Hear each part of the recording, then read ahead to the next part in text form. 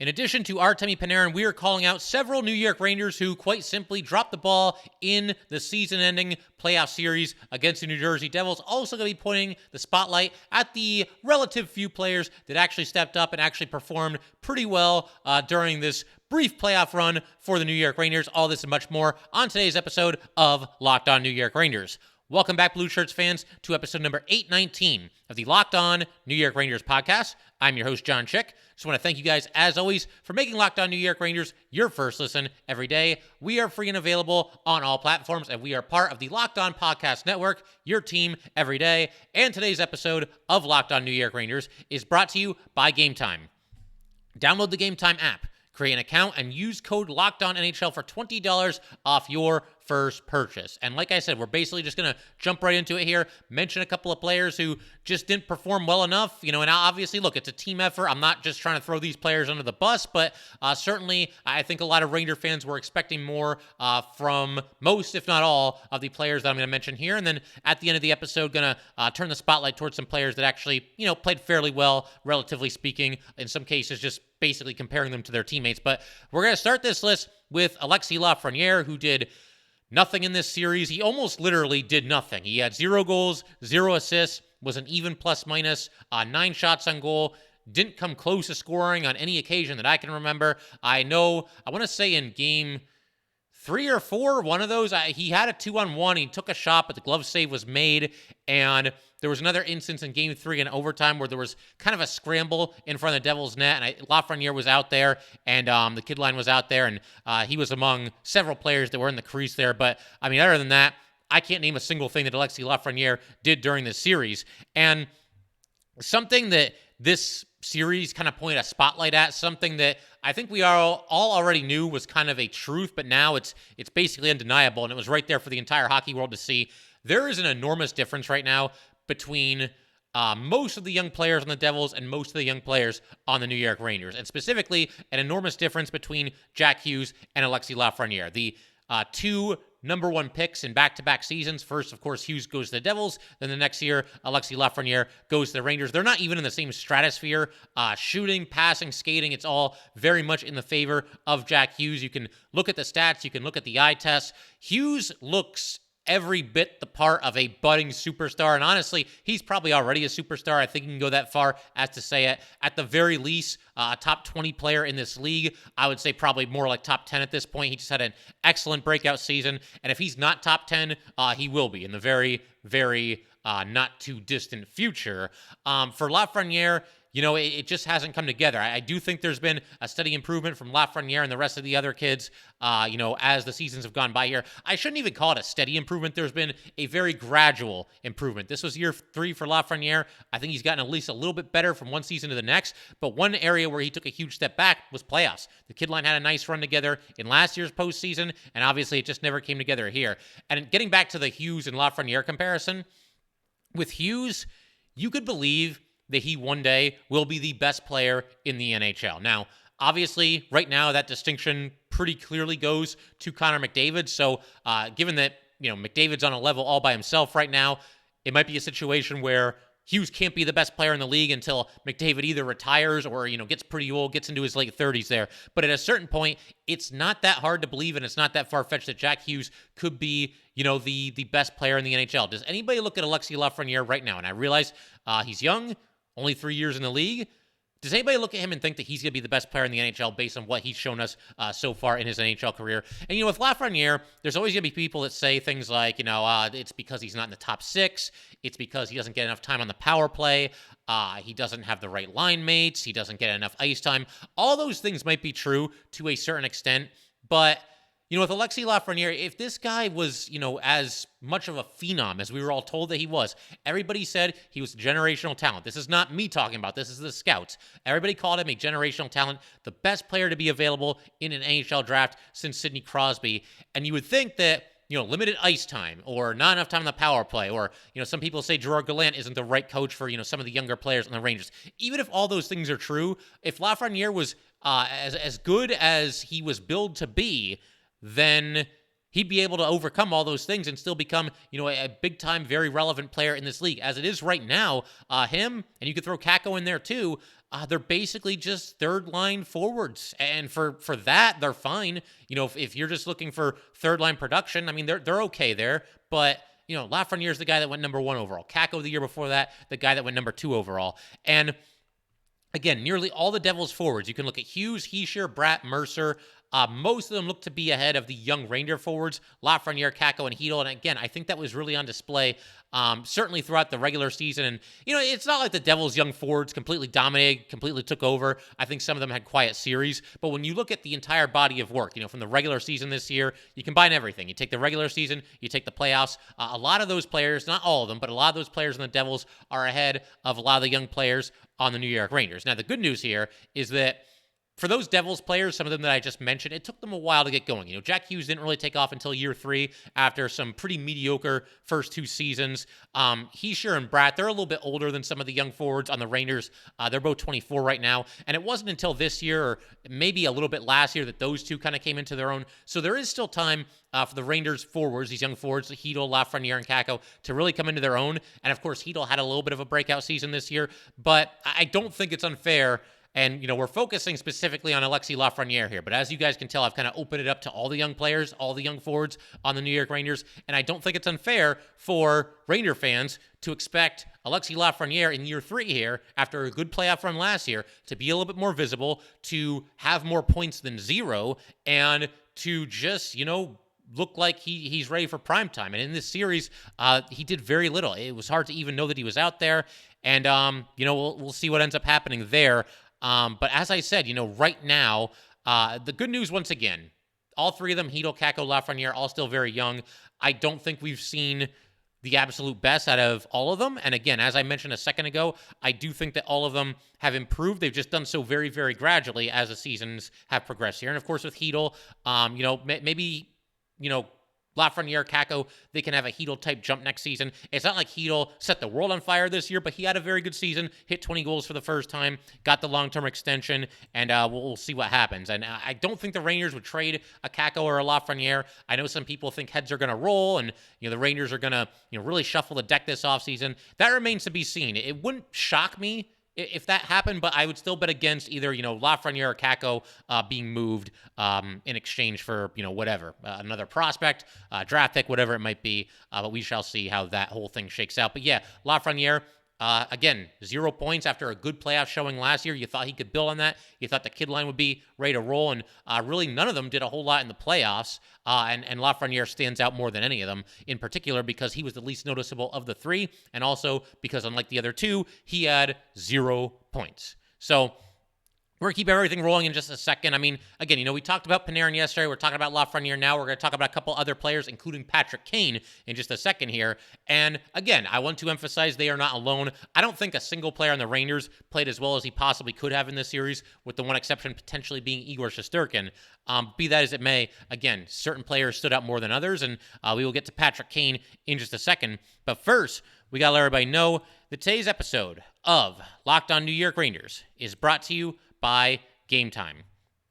Buying tickets to your favorite events should not be stressful. Gametime is the fast and easy way to buy tickets for all the sports, music, comedy, and theater near you. With killer deals on last-minute tickets and their best price guarantee, you can stop stressing over the tickets and start getting hyped for all the fun that you are about to have.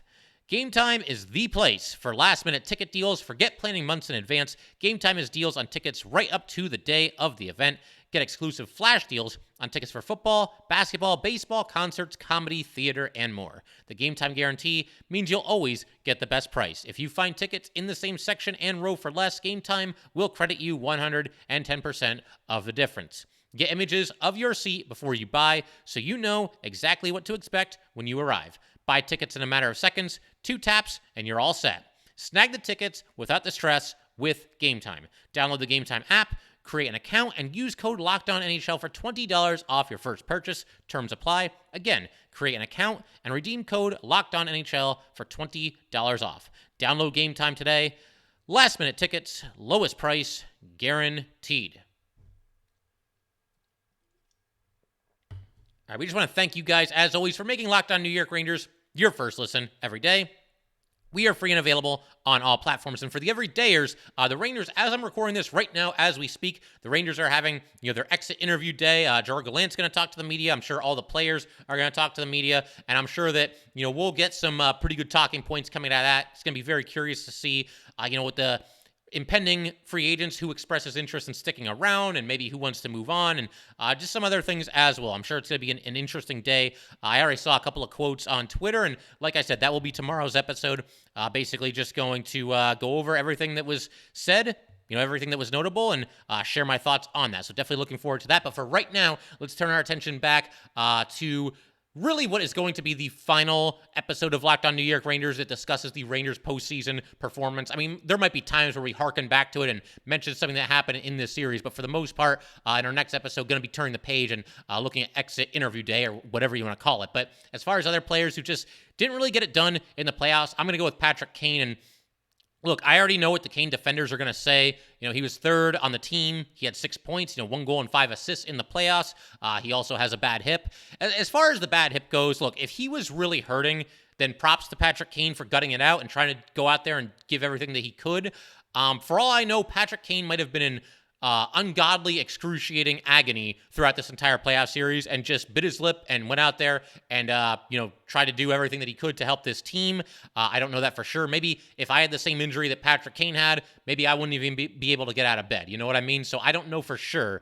But the bottom line, Patrick Kane in this playoff series, despite, getting a decent amount of points, I just don't think that he was ever at his best. And there were some miscues from Patrick Kane that really had little to nothing to do with, having a bad hip. There were issues where Kane would turn over the puck and it would lead to a rush the opposite way. There were a couple instances, at least once or twice, where he left a drop pass to nobody and the Devils skated away with it. There's times where He didn't do this as much in the playoffs as I think he did in the regular season with the Rangers, but I do think there were times where maybe he could have pulled the trigger with a shot and did not do it. Power play, included in that. And there was a play in Game 7 where, it was still anybody's game. I want to say the Rangers were down 1-0 at this point, maybe 2-0. But the puck was loose in the crease, and Kane gets to it, the Devils' crease, that is. And instead of going in there with some ferocity and, man, I'm just going to stuff this puck into the net, just very timid. He just kind of glided up to it, tried to play it, backhand, forehand kind of deal. Just go up there and just try to jam the puck into the net if you can. I realize it doesn't do any good just stuffing it into the goalie's pads, but I don't know. I just didn't see enough assertiveness from Patrick Kane on that play, and that was kind of a microcosm of his Ranger tenure. He didn't carry himself with the kind of bluster, the kind of confidence, the kind of swagger that you would expect from Patrick Kane, that you'd expect from an all-time great, possibly the greatest American-born player of all time. And something always just felt a little bit off after he became a New York Ranger. It's tough to explain, it's tough to describe, but I feel like other players that have come to the Rangers at the trade deadline these past couple of seasons, they come over and they fit in not just with the style of play, but they fit in with the culture. Vladimir Tarasenko, I thought he immediately, became pretty good friends with, his new teammates. That they seemed to really embrace him. Tyler Mott this year and last year at the trade deadline, his teammates seemed to really like him. Andrew Kopp last year, when he was brought over in the trade, to use him as an example, he looked like he was having a reunion with a bunch of his best friends that he hadn't seen in forever. And I have to assume he didn't know that many players in the Rangers all that well. Him and Jacob Trouba are buddies, but other than that, it's not like he knows every single one of these players. With Patrick Kane, something just felt a little bit off. You watch him, every time they showed a shot of him on the bench, he's just staring straight ahead, not talking to anybody, just not looking, and I don't want to be, a body language doctor or anything like that, but again, just not carrying himself the way that you expect a player of his stature to carry himself, and that was on display. And look, I don't know if there were any issues of any kind. Did their players not want him there for some reason? Did they resent him because they had to play shorthanded for a handful of games? If that's the case, I think the Ranger players need to get over it and move forward and go try to win a Stanley Cup. But something just felt a little off. Something never quite clicked between Patrick Kane and his new Ranger teammates. That was true in the regular season. I think it was a little bit true in the playoffs as well. So that's Patrick Kane, and, obviously we'll see if he's back with the Rangers next season. If I had to bet on it, I would say probably not. I would think probably what's going to happen is the 4 players that were picked up at or near the trade deadline, I would think, maybe one of them is back. I don't think any more than one is possibly going to be back with this team. It's just going to cost too much money, and the Rangers have some salary cap issues. But I would imagine that all four of them probably walk in free agency. But that's a different topic for a future episode that we will definitely get to. As far as another player who just didn't get the job done in the playoffs, I got to go with Vincent Trocheck because, my God, what a nothing series this was for Vincent Trocheck. 1 goal in the 7 games, 0 assists. He was an even plus-minus. Him and Panarin obviously could not get anything happening. They were together for the majority of the playoff series. And Trocheck succeeded at just a 47.17% clip on the faceoff circle. Now, I realize 7 games when it comes to faceoffs is a very, very limited sample size, but that is one of the things that Vincent Trocheck is supposed to bring to the table, and he was dominant on the faceoff circle in the regular season. In the regular season, he had a career best face-off winning percentage of 56.1%. Gets to the playoffs, all of a sudden, he can't win a draw. I shouldn't say he can't win a draw, but he wins fewer than half of his draws, and he's the guy that the Rangers were counting on to win those important faceoffs in the playoffs, just was not able to do it. And interestingly, Philip Hedl was around 60% success rate for the Rangers on the faceoff circle in the playoffs. And he was far and away the worst faceoff center that the Rangers had in the regular season. Nobody else was even at 50%. But that was disappointing to see Trocheck not be able to carry over that dominance in the faceoff circle that he had in the regular season into the playoffs. Beyond that, just very few chances for Trocheck offensively. There were times where I thought he looked okay. I thought his zone entries were better than a lot of other players on the Rangers. He is a good puck handler. The second power play unit was a complete disaster, and that's not all on Vincent Trocheck, but he was out there on the second unit for the entire playoff run there, and they didn't do anything to even come close to scoring or creating any scoring opportunities that I can remember. You guys can let me know if I was wrong. Maybe in one of those first 2 games, maybe the second unit had a power play goal, but I'm not remembering it off the top of my head here. And in general, the second power play unit, which included Vincent Trocheck, was not good. Trocheck did have what we thought was a really big goal in Game 4. That tied the game at 1-1 early in the third period, but the Rangers just really never took off after that. They never really stepped on the gas, and the Rangers lose that game. It's 2-2 after that. And beyond, all this stuff that we're talking about, some intangible things. Where was the chatty, chirpy, get-in-your-face Vincent Trocheck? I mean, this guy, last year, when the Rangers played the Canes, and of course Trocheck was on the Canes at that time, he never stopped yapping. He was always in somebody's face after the whistle, always in the middle of everything, and I realized, you can't take a dumb penalty, which he did at least twice in this series, by the way, early in Game 1, and then also the thing where he hit Miller. Yeah, he hit Meyer in the face during a play stoppage. Not ideal. And Trocheck, he's got to be better than this. And to kind of look at the big picture here, if we're being honest, Trocheck has never really been that much of a playoff performer for his career. In his career, 40 Stanley Cup playoff games, 9 goals and 8 assists in those games. Last year was really his only really, really good playoff showing. His final season with the Canes. During that run, 14 games with Carolina, had 6 goals and 4 assists. But the year before that, Trocheck had only 3 points in 9 games. The year before that, only 2 points in 8 games. And then there was the one season that he made the playoffs as a member of the Florida Panthers, 1 point in 2 games. So I hope this isn't a trend, because Vincent Trocheck, he's going to be here a while. He's got 6 years left on his contract at $5.625 million per season. For right now, he's got a full no-move clause. It becomes a modified no-move clause, not next season and not the season after that, but the season after that. And look, I still like the Vincent Trocheck pickup. I know there's a lot of people on social media right now that are, oh my God, why do we have this guy? What a disaster. What an albatross of a contract. I think there's a lot of people looking at the contract extension that Philip Hedl received, and they think kind of like, well, Philip Hedl could be the second-line center, and we don't even need Trocheck, and we could use the Trocheck money to re-sign Tarasenko. I get that line of thinking. I get where you're coming from, but I do feel like coming into this season, the Rangers needed another good center. They needed another top 6 center. And really, I mean, if you wanted, somebody that's solid, somebody that's steady, you had 3 choices. We've been through this: Trocheck, Kopp, or Strome. Those are your choices. I think the Rangers made the right move going with Trocheck. But to come into this season with Philip Hedl as your number 2 center, that would have been a pretty big leap of faith, because Philip Hedl, I know he was good in the playoffs last year, disappointing regular season last year, and has never really taken off. He's been a very streaky player. He gets hot at times, but has never really put it all together until this season when he had the 20-goal season. And look, I mean, it's not the worst thing in the world to have 3 good centers, 3 centers that you can rely on. Mika, and now Trocheck, and now Hedl. You got to feel pretty good about all 3 of those players going into next season. I know none of them really played well in the playoffs, but nobody on this Ranger team played well in the playoffs other than Igor Shesterkin and maybe a couple of honorable mentions that we'll get to a little bit later in today's episode. And speaking of Igor Shesterkin, we're actually going to turn the page to him in just a second here. First, though, we got to let everybody know once again that today's episode of Locked On Rangers is indeed brought to you by Gametime. And we will be right back in just a second. Going to talk about Igor Shesterkin and a couple of other Rangers that we'll give an honorable mention to as having decent showings in the playoffs through these 7 games here. And we will do all that good stuff in just a second.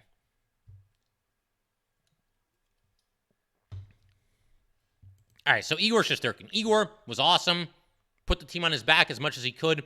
After Game 7, which the Rangers obviously lost 4-0, got eliminated, Igor Shesterkin now alone in third place all time for most consecutive playoff games, allowing 3 goals or fewer. The Devils got 4 goals in Game 7, but only 3 of them were against Igor. The 4th one was when the net was empty. But Igor, he kept the Rangers in these games, especially the ones that they no-showed. I mean, I can't believe I'm even saying this. We're in a situation here where I'm talking about how the Rangers no-showed multiple playoff games, which is exactly what they did. And again, credit to the Devils. They played well. And, there's times where if your opponent's playing really great, it can make you look bad. But I do think, I genuinely believe the Ranger effort was lacking in certain instances in this series. And that includes Game 7. And what I just said about Igor was also true in Game 7. I thought he did a great job keeping the Rangers in the game, especially in the first period. A couple of nice kick saves by Igor, fighting off a couple of tough shots. So, yeah, I mean, he pretty much was far and away the best player on the New York Rangers. That's the best way that I can put it. And I think the other thing that's really nice about Igor Shesterkin coming out of this series, we can now look at Igor and know beyond any shadow of a doubt, whatever small little microcosm of a doubt might have been remaining, I think we can now for sure say that this guy is a big-time goalie. When you take a look at what he did last year in the Stanley Cup Playoffs, how important he was to the Rangers making the deep run that they made, and you look at this series here against the Devils, high-scoring, high-power team, a team with ridiculous amounts of speed, and the way he held them in check, the way he held most of their star players in check. Igor Shesterkin is a big-time goalie. He's not one of those guys that's going to be labeled as, a great regular season player or a great regular season goalie or anything like that.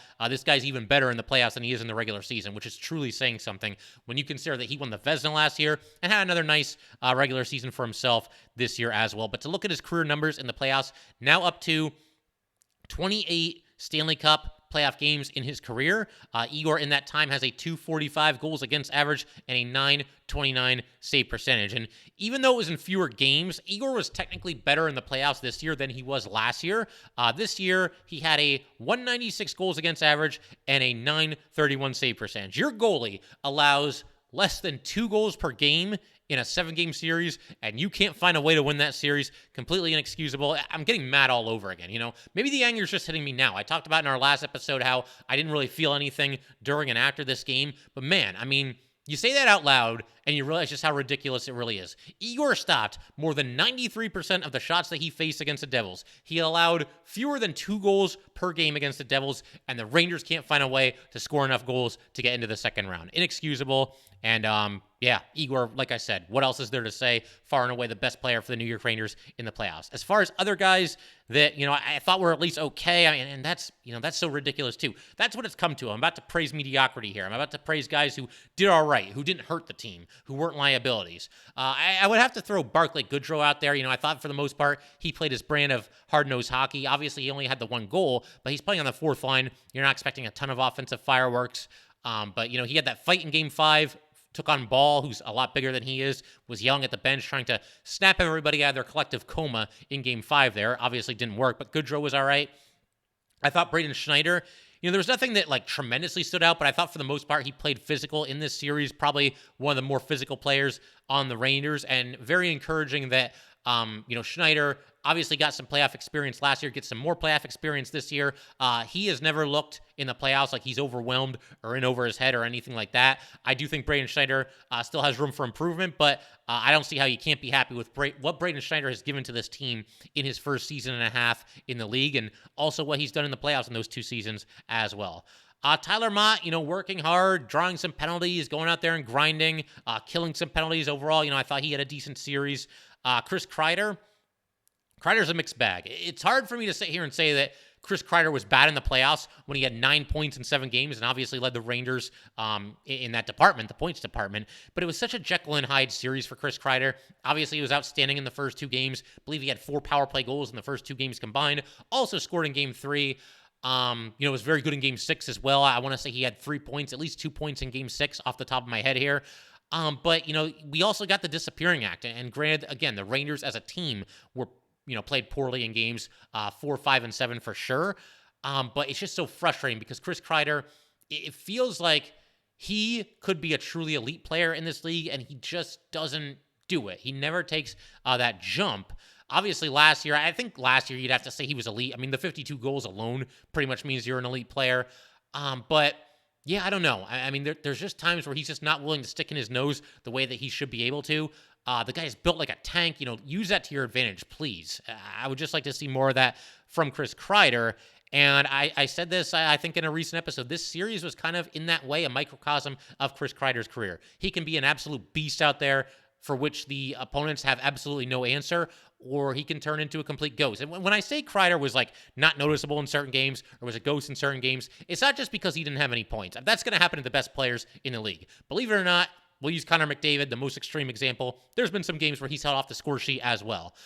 So it's not just that. It's just he doesn't look engaged. He doesn't use his size and his strength to his advantage. There just doesn't seem to be a lot of fire coming out of Chris Kreider. So, again, I have to say, based on the 9 points in 7 games, and when you compare it to some of the things that his teammates did or did not do in this series, I have to say, Chris Kreider did a good job for the Rangers in the playoffs, but you're always left wanting more when it comes to Chris Kreider. And I know I felt that way when the series ended, and I'm assuming that probably a lot of other Ranger fans probably felt that way as well, because, again, he just didn't really show up along with a lot of his teammates in games 4, 5, and 7.